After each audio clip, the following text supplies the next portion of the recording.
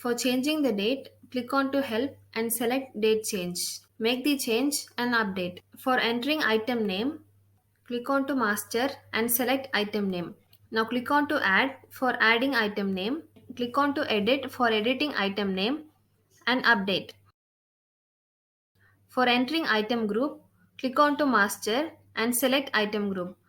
Now click on to add for adding item group. Click on to edit for editing item group and update. For entering supplier, click on to master and select supplier.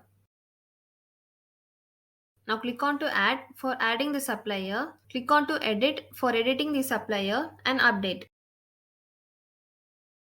For entering unit, click on to master and select unit. Now click on to add for adding the unit. Click on to edit for editing the unit and update. For entering the department, click on to master and select department.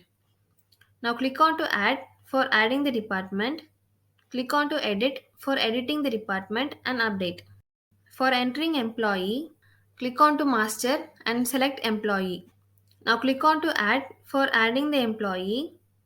Click on to edit for editing the employee and update.